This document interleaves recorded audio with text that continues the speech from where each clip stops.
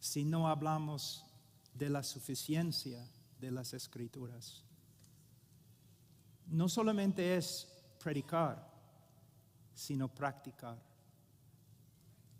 Hoy día voy a hablar de cómo transformar una iglesia que va por mal camino o cómo reformar una iglesia, pero cuando yo uso la palabra reformar, estoy hablando de la necesidad de conformar la iglesia a lo que está escrito, a lo que está escrito. Y es un trabajo de toda la vida, nunca termina. Como el trabajo de un pastor nunca termina, el trabajo de reformar la iglesia es una obra continua de toda la vida. Ahora vamos a ver 3 cosas muy importantes. Vamos a volver en un ratito a este texto, pero quiero hablar de 3 temas muy importantes.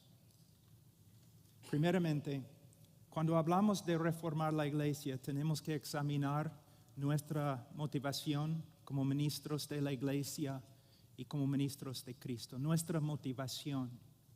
Segundo, tenemos que reconocer, como he dicho, que es una obra progresiva de muchos años. Tercero, debemos reconocer y usar solamente las armas que el Señor nos ha dado. La palabra de Dios, la oración, intercesión y una vida ejemplar.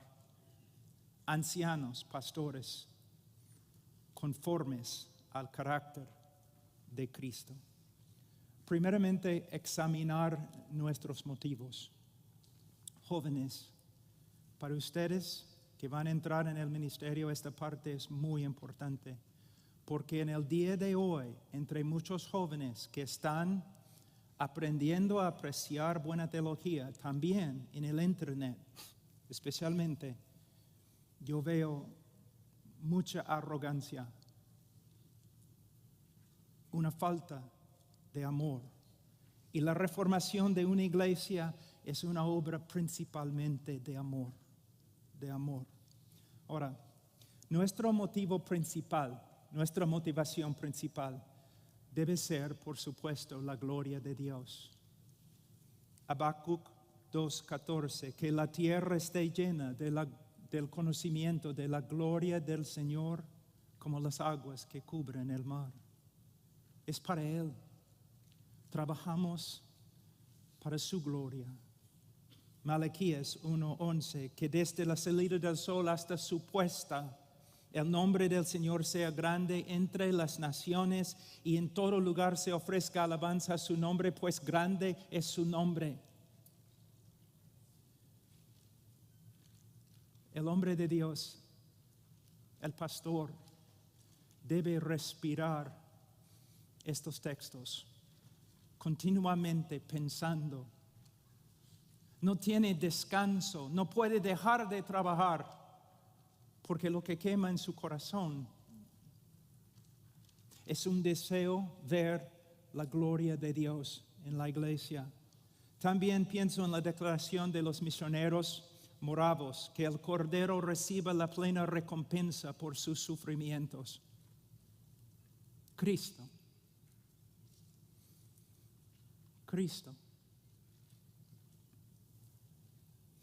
Como Jesús debemos luchar por la reformación y transformación de la iglesia, porque nuestro celo por la casa del Señor nos consume.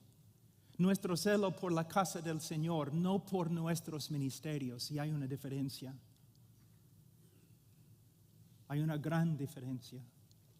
Como Pablo debemos luchar por la reformación de la iglesia porque no podemos aguantarlo cuando vemos el nombre del Señor blasfemado en la comunidad y entre las naciones por causa de la ignorancia y desobediencia de la iglesia. Queremos ver una iglesia pura porque amamos al Señor. Al final, hay un texto que muchas veces todos nosotros pasamos por alto, pero es un texto que revela el corazón del Señor como ningún otro texto. Mateo 6, 9 a 11. Vosotros pues orad de esta manera: Padre nuestro que está en los cielos, santificado sea tu nombre, venga tu reino, hágase tu voluntad así en la tierra como en el cielo. Danos hoy el pan nuestro de cada día. Aquí podemos ver revelado el corazón del Señor, la parte más profunda de su corazón. Él hizo todo lo que hizo para que los hombres estimulen, para que los hombres exalten al nombre del Señor. Que el nombre del Señor sea puesto en una categoría totalmente separada de todas las demás categorías. Y que el reino de Dios avance. Y que la voluntad de Dios se haga para la gloria de Dios y para el bienestar de los hombres. Y al final dice, danos hoy el pan nuestro de cada día. ¿Entienden este texto? En el contexto, básicamente Él está diciendo, dame lo que necesito solo para un propósito. Dame lo que necesito para que yo pueda trabajar para realizar esta oración. Solo pido pan para que yo tenga la fuerza de trabajar para la gloria de tu nombre. Mira, ministros de Cristo, hombres de Dios, tienen que darse cuenta que no podemos tener una pasión así, a menos que pasemos mucho tiempo con el Señor, en su palabra, en comunión con Él, en oración. Debemos ser hombres del pueblo, es cierto, pero más debemos ser hombres de Dios. Que Cristo llegue a ser todo para nosotros. En resumen, lo hacemos todo lo que hacemos para la gloria, honra y beneplácito de Dios y de su Hijo. Y no es así. Si no es así, debes salir del ministerio. Debes salir del ministerio. Nuestra segunda motivación debe ser nuestro amor y celo por la iglesia. Si sinceramente amamos al Señor, si sinceramente amamos al Señor, nosotros vamos a amar a su esposa. Las dos cosas son inseparables. Cuando tú me dices que tú amas a Dios, yo solamente tengo que examinar cuánto amas a su pueblo. Y no estoy aquí, o en este sermón, no estoy hablando de la iglesia universal o la iglesia invisible. Es muy fácil amar una esposa invisible. Estoy hablando de amar la iglesia local, dar tu vida por ella. Buscamos reformar la iglesia porque amamos la iglesia, así como Cristo amó a ella y se dio a sí mismo por ella. Como esposos, lideramos con un solo propósito: el beneficio de nuestra esposa y nuestros hijos. Como pastores, si somos líderes, ¿para qué? Solamente para servir la esposa del Señor y los hijos de Dios. 1 Corintios 13, 1 a 13. Si yo hablara lenguas humanas y angélicas, pero no tengo amor, he llegado a ser como metal que resuena o símbolo que retiñe.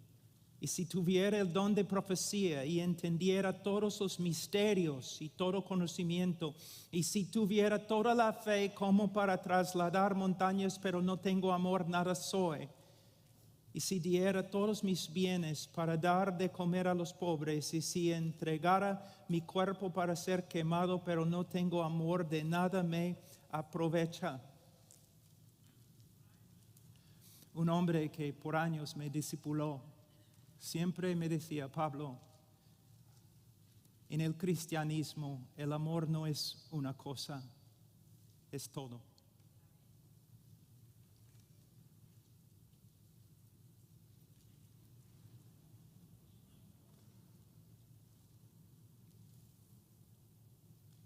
Buscamos reformar la iglesia porque, como Pablo, la iglesia es nuestra amada, nuestro gozo, nuestra corona. Debemos estar tan identificados con la iglesia que cuando la iglesia es débil, nosotros somos débiles, y cuando la iglesia peca, nosotros nos preocupamos intensamente, dice Pablo. Yo tengo un hijo que ahora tiene 19 años y acabo de salir de la casa, ha venido acá a estudiar. Siempre quiero escuchar noticias de él. ¿Cómo está? ¿Cómo está? Si está bien, yo estoy bien. Si no está bien, no estoy bien. Así es la identificación del pastor con la iglesia.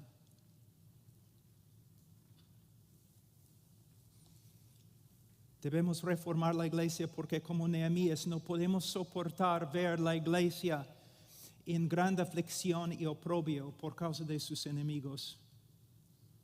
Y como Nehemías, ¿qué hacemos? Cuando vemos el sufrimiento de la iglesia, aunque sea por su propia ignorancia y desobediencia, cuando vemos el sufrimiento de la iglesia, ¿qué hacemos? Debemos hacer como Nehemías, debemos sentarnos y llorar y ayunar y orar y después levantarnos de nuevo a edificar, a trabajar. Buscamos reformar la iglesia porque, como Juan, no tenemos mayor gozo que oír que nuestros hijos andan en la verdad. Aún como padres entendemos muy bien este texto, ¿no es cierto? ¿Cuánto más los pastores deben entenderlo?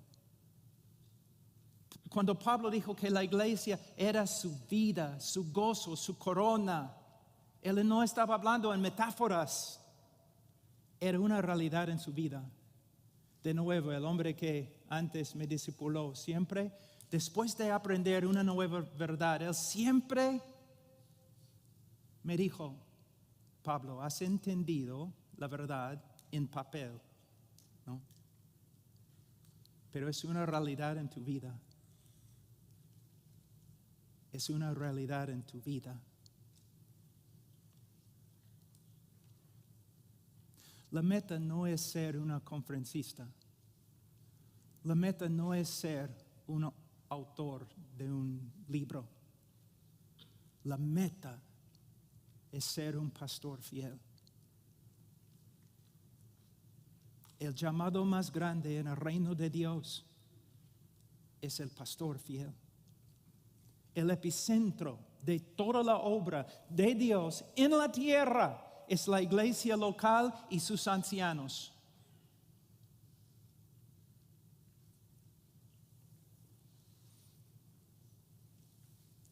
Buscamos reformar la iglesia porque estamos celosos por la iglesia, con el celo de Dios, y estamos dispuestos a hacer todo lo posible para presentar la iglesia, nuestra iglesia, a Cristo como una virgen pura. Cristo está trabajando para santificar la iglesia a fin de presentársela a sí mismo, una iglesia en toda su gloria santa e inmaculada, sin que tenga mancha ni arruga ni cosa semejante, y nosotros somos colaboradores con Él. Este es nuestro deseo. Este es nuestro deseo. Debemos ser como Whitefield. ¿Qué importa mi nombre? Que mi nombre sea enterrado con mi cuerpo un día, pero que la gloria de Cristo en la iglesia avance. Buscamos reformar la iglesia para la gloria de Dios. Buscamos reformar la iglesia para el bienestar de la iglesia. Pero no reformamos la iglesia para avanzar nuestra propia reputación como ministros de Cristo. Nosotros no debemos ser como el Padre que empuja y empuja y empuja a su hijo para que su hijo sea grande, para que luego el Padre pueda jactarse de haber criado un hijo extraordinario.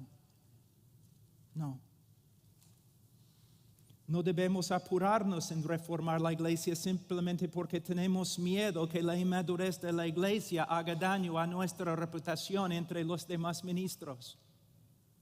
Hermanos, muchas veces visito iglesias, predico en iglesias, y muchas veces los pastores, cuando yo llego, lo primero que me dicen es, Pastor Pablo, comienzan a pedir disculpas por la inmadurez de su iglesia, por los problemas en su iglesia, como si tuvieran vergüenza de su iglesia. No debe ser así. Si un día voy a tu iglesia, aunque tenga problemas, aunque hay prácticas no bíblicas, tú debes decirme como un pastor, Pablo, esta es mi iglesia, mi amada, y la amo y la defenderé como un esposo ama a su esposa. Entonces, Pablo, cuando tú subes al púlpito a predicar, debes tener cuidado porque estás hablando a mi amada.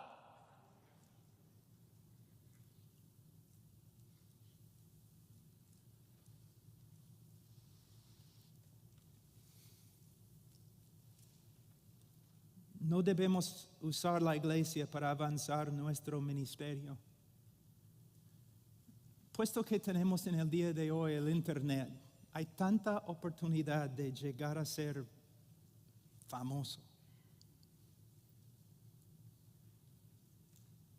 ¿Qué importa si tu nombre se conozca en la tierra? Wow.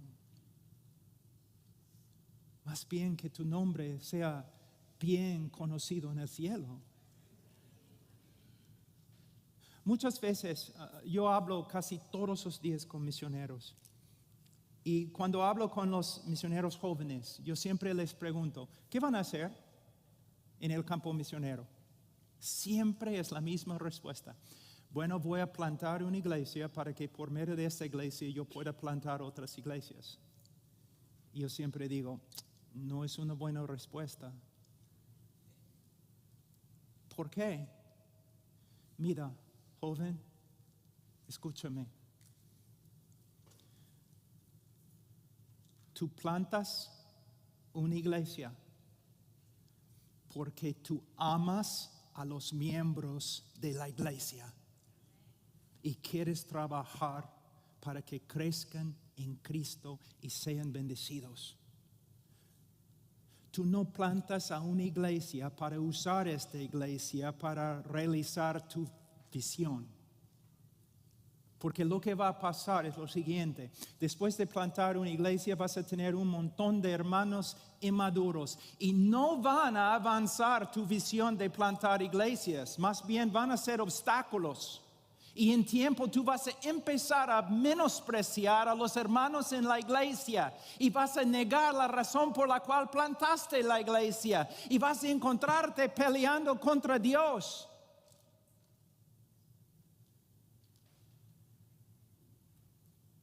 Pero yo les aseguro, si plantas una iglesia y te dedicas a dar alimento a los miembros más pequeños y más débiles y más inútiles, en tiempo el Señor va a bendecir tu ministerio y vas a plantar iglesias.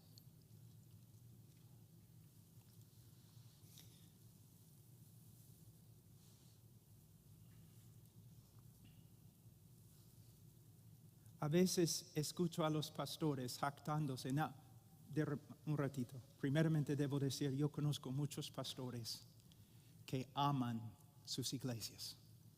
De verdad. Hay muchos pastores. Es cierto. Pero también conozco pastores que siempre están hablando de su gran amor por la iglesia. Pero después de examinar sus ministerios, yo creo que están un poco confundidos. No aman la iglesia. Aman sus ministerios en la iglesia. Hay una gran diferencia.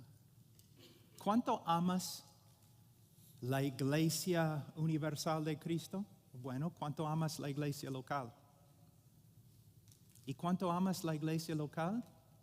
Bueno, ¿cuánto amas al miembro en tu iglesia más débil? El miembro que no puede contribuir a tu visión. Así es cuánto amas la iglesia. Hermanos, por favor, tengan cuidado. Estoy hablando como un hombre a hombres. Tengan cuidado. Deben realizar sus ministerios con bastante temor. El temor de Jehová es el principio, es el comienzo de la sabiduría. Hermanos, mira, antes cuando yo viajaba bastante en la selva y diferentes lugares con terroristas y con ladrones y con militares corruptos y todo, cuando yo entraba en un lugar así, nunca llevaba conmigo mi esposa. ¿Por qué? Si me sacan del bus y comienzan a empujarme, gritarme, no pegarme, ¿qué importa? La gente siempre me pega. No, hermano, una barreta, una palanca. Pero yo, no, los pastores acá están diciendo, no, te casaste con una latina, yo sé lo que te pasó.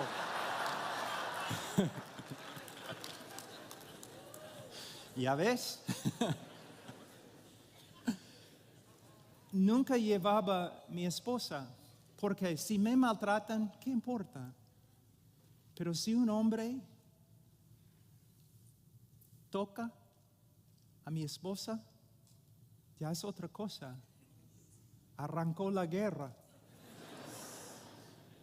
Pero hermano, con el miembro más dificultoso, el miembro que no puede contribuir a nuestra visión, a nuestra reputación,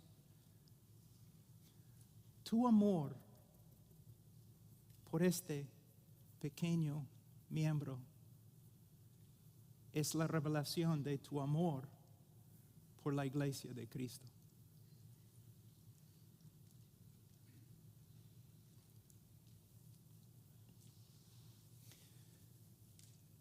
A los jóvenes pastores yo digo, ¿quieres tú reformar la iglesia? Está bien. Quiero ver las heridas en tu corazón. Quiero ver las heridas en tus rodillas. El que con lágrimas anda llevando la semilla de la siembra, en verdad volverá con gritos de alegría trayendo sus gavillas. ¿Quieres escuchar una buena descripción de un pastor, un reformador? Isaías 53:4. Ciertamente Él llevó nuestras aflicciones y cargó con nuestros dolores. Es un pastor. Tú dices, pero está hablando de Cristo, el gran pastor de las ovejas. A veces yo creo que este coronavirus es el juicio de Dios contra todos los conferencistas. Hermanos, los jóvenes pastores tienen en su mente que la evidencia de que ya has llegado es que predicas en una conferencia o que escribes un libro. Es una estupidez. No es bíblico. En el día de juicio vas a ver la persona que el Señor exalta. Una vez un predicador muy usado por el Señor, ustedes no conocen su nombre, pero era uno de los grandes. Alguien le preguntó una vez, ¿quién es el mejor predicador en el mundo? Y él dijo, tú no vas a reconocer su nombre. Y él también me dijo una vez, a veces los mejores sermones que han sido predicados a 6 personas. No deben juzgar como el mundo, pastor. Pastor, tu valor es inmenso. Si eres fiel, si amas al pueblo de Dios. Pablo dijo en Gálatas 4:19, hijos míos, por quienes de nuevo sufro dolores de parto hasta que Cristo sea formado en vosotros. Cuando una mujer da a luz, qué dolor, pero qué amor tan grande. La lucha para traer a este mundo una nueva vida. Así es para el pastor. A veces semanas, a veces meses, años de rodillas en oración secreta, aislado de los demás, en la vigilia de noche, cuando no puedes dormir porque no anda bien la iglesia. Es un pastor. Es un hombre que es capaz de reformar la iglesia. Ahora voy a avanzar al segundo punto. Lo siento por mi tardanza, pero la santificación de la iglesia es como la santificación del creyente. A veces es 3 pasos adelante y 2 pasos atrás. La santificación de la iglesia es un proceso,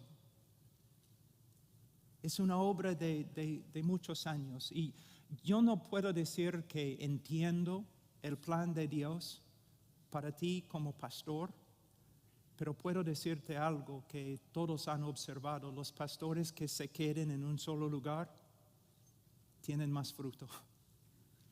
Los que pastorean años y años y años, que pasan por las dificultades y siguen adelante en la misma iglesia. Por supuesto, en la soberanía de Dios, a veces el Señor va a trasladar a un pastor a otro lugar, lo reconozco, pero generalmente un pastor que se queda en un lugar lleva fruto. Ahora, ninguna iglesia, ni Grace Community es una iglesia perfecta. Ninguna iglesia es totalmente bíblica. Porque ahora estamos hablando de la glorificación no solamente del creyente, sino la glorificación de la iglesia. En esta tierra no hay una iglesia perfecta. Todos están en un proceso de crecimiento. Y tenemos que aprender a apreciar este proceso y reconocer la sabiduría de Dios en el proceso. Quiero leer algo que he escrito. Hay una palabra en latín, sempre reformanda, siempre reformando. Según Michael Horton, la frase apareció primero en un devocional escrito por Jodocus van Lodenstein, un personaje importante en la segunda reforma holandesa. La frase completa es: la iglesia es reformada y siempre está siendo reformada según la palabra de Dios. Michael Horton dice algo muy importante aquí, que el verbo es pasivo. No significa que la iglesia siempre está reformando cosas, sino la iglesia, pasivamente, la iglesia siempre está siendo reformada por medio de la obra del Espíritu, por medio de la predicación de la palabra de Dios.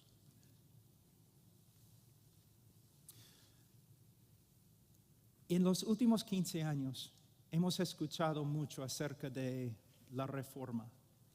Y quiero decir algunas cosas muy importantes. Primeramente, los reformadores no buscaban ser reformadores. Los reformadores simplemente querían ser bíblicos.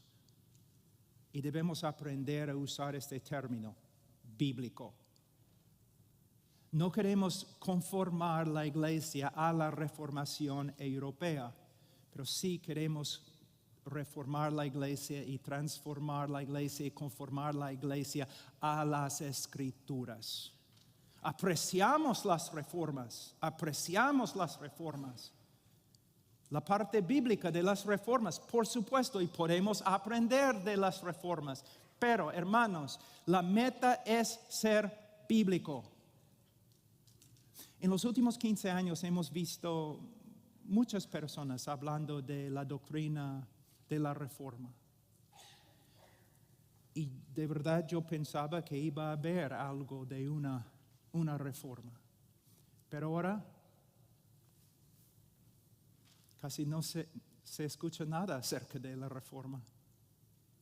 Ha pasado de moda y ahora hay otras cosas.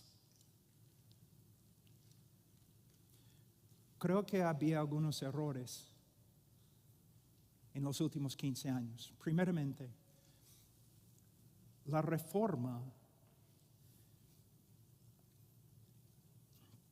¿cómo puedo decirlo?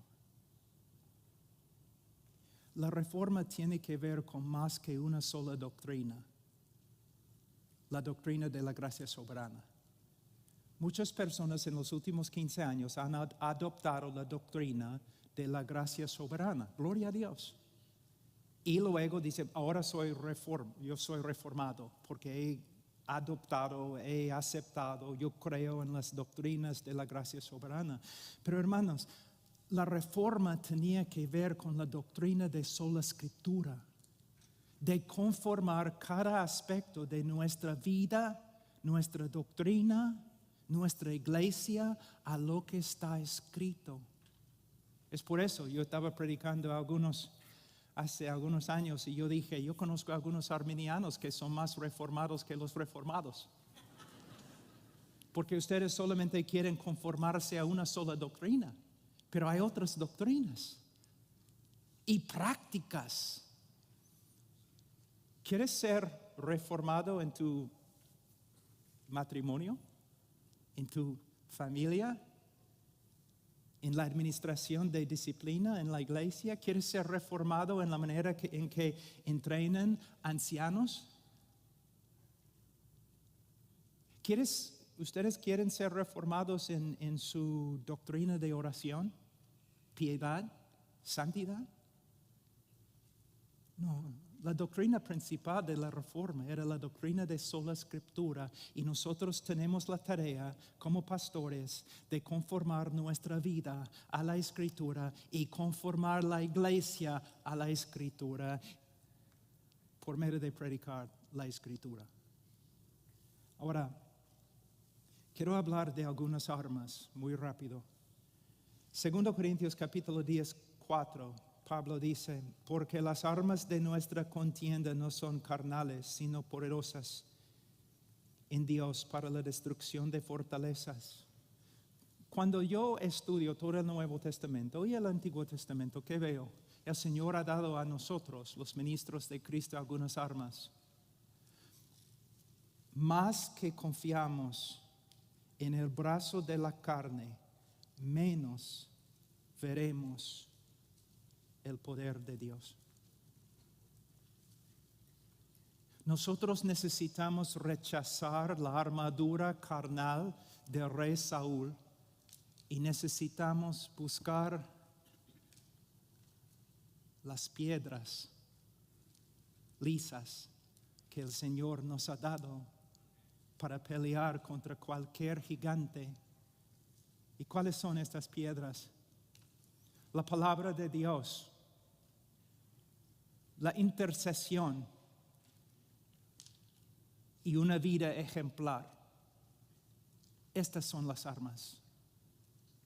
Volviendo al final a Esdras, ya que Esdras había dedicado su corazón a estudiar la ley del Señor y a practicarla y a enseñar sus estatutos y ordenanzas en Israel.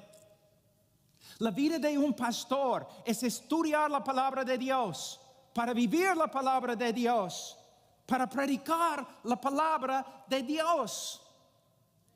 Es muy simple. Es muy simple. Pablo dijo en Hechos 20:20, no rehuí declarar a vosotros nada que fuera útil y de enseñaros públicamente y de casa en casa. 1 Timoteo 4:13. Entre tanto que llego, Timoteo, ocúpate en la lectura de las Escrituras, la exhortación y las enseñanzas. Ustedes saben lo que yo veo en el día de hoy. Tenemos un montón de diáconos, no tenemos muchos ancianos. ¿Qué? Los hombres que se llaman pastores, cuando yo examino su vida, están básicamente haciendo la obra de un diácono.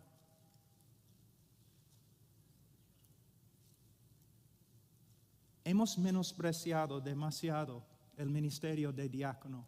No solamente, según 2 Timoteo capítulo 2:2, no solamente debemos entrenar a otros hombres para que puedan ser ancianos, debemos entrenar diáconos para que puedan hacer la obra de un diácono, para que el anciano pueda hacer el trabajo de un anciano, que es estudiar, orar y proclamar.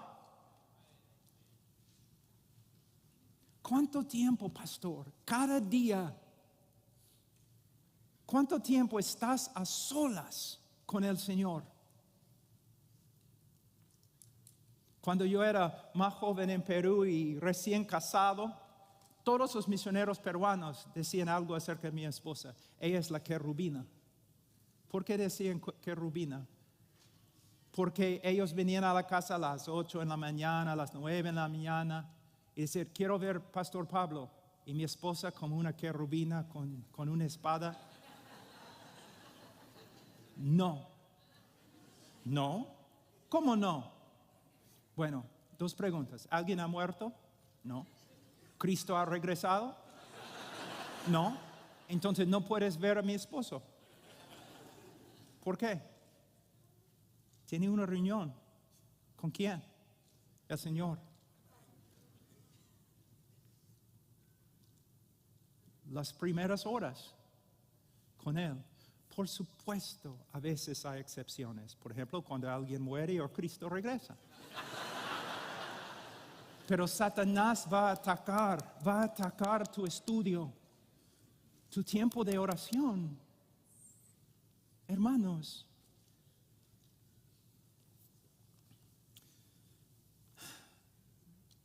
en 2 Timoteo 4:1-2 te encargo solemnemente en la presencia de Dios y de Cristo Jesús, que ha de juzgar a los vivos y a los muertos por la manifestación y por su reino. ¡Qué solemne!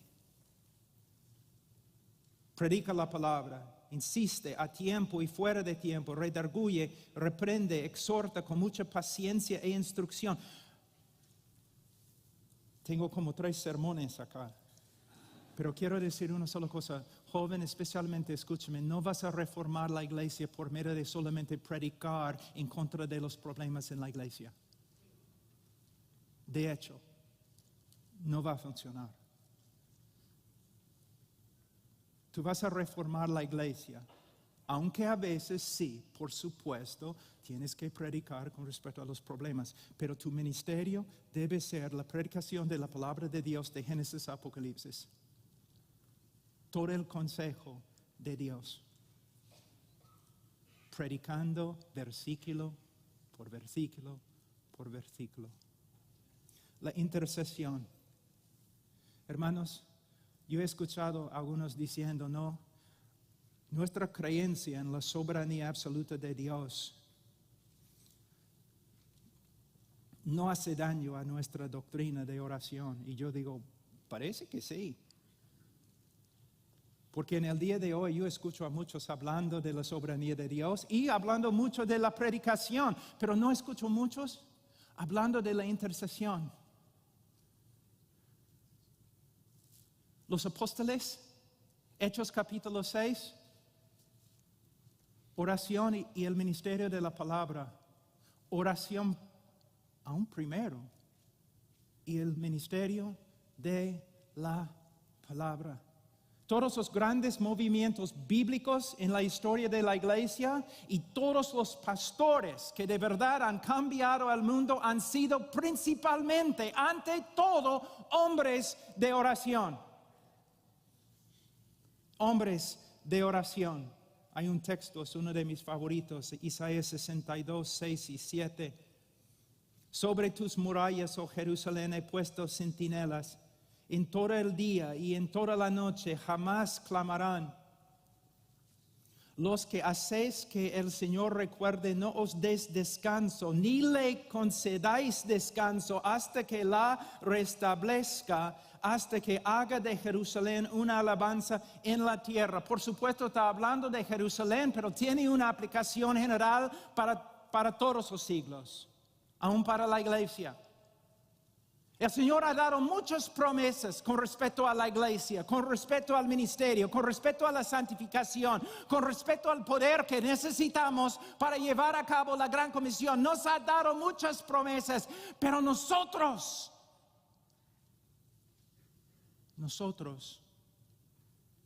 con fe, debemos aferrarnos a estas promesas. Señor, aquí estoy. Dame lo que necesito para llevar a cabo este ministerio. Bethany Lloyd Jones dijo de su esposo.